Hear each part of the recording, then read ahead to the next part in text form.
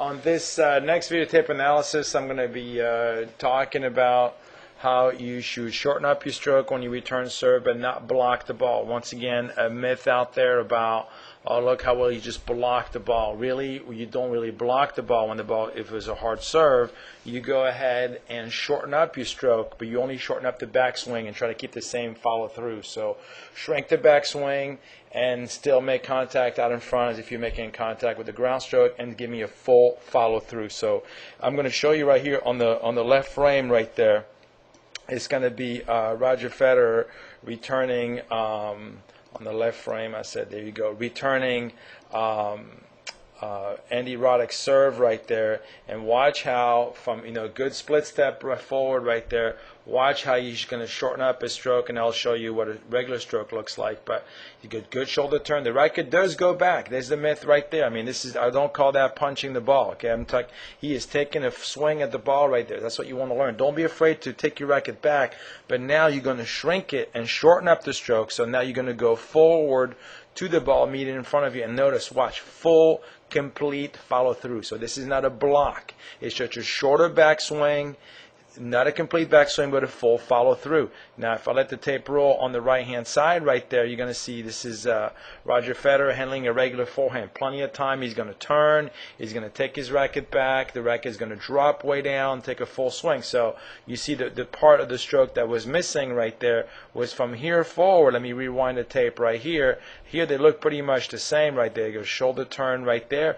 But now here he's going to go straight to the ball. From the racket being up, it's going to go right to the ball. From here, boom, to the ball, where here he has plenty of time. He's going to drop and brush it. But watch the follow through though when he's hitting the ball. There's still pretty good obviously a good follow through right here. But look here too, maybe it's a little more guided and not as loose, but there's still a follow through on the return of serve right there. So it's a shorter stroke right there, shorter backswing, and a follow through.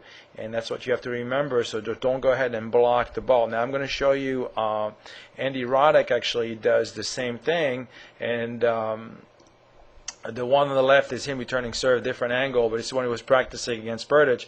Now watch what's going to happen right here when he's going to go ahead and return serve.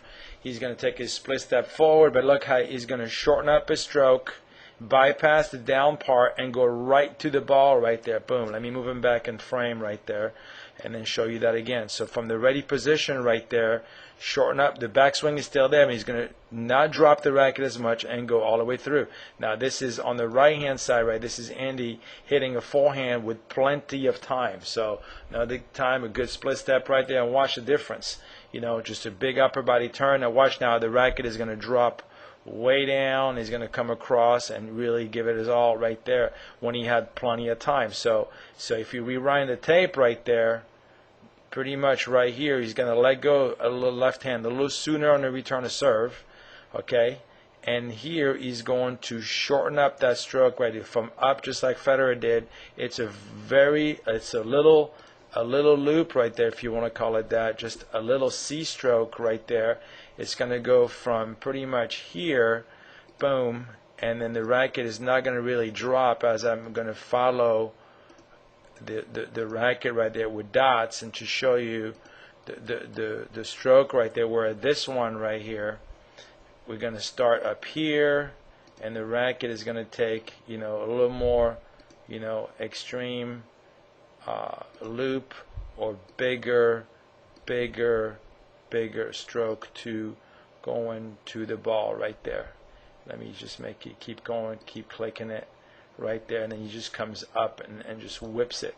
So this one right here is more kind of short into the ball, where this one was a lot rounder and a lot more, so you can get some racket head speed right there. So if you're out there struggling returning serve, and then either by taking too big of a swing or just shortening up your stroke too much, and be careful, don't fall in the trap and say, oh, I just got to go ahead and block it, because to me this doesn't look like a block. This is more a stroke with a shorter backswing right there.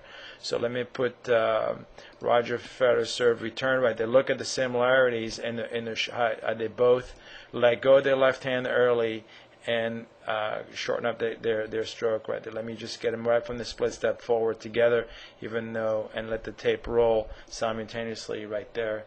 and see what happens right there as both the racket goes up, and then it's going to go straight to the ball, and they're going to look at the swing path, very similar, straight swing path to the ball right there, hitting the ball in front and still following through right there.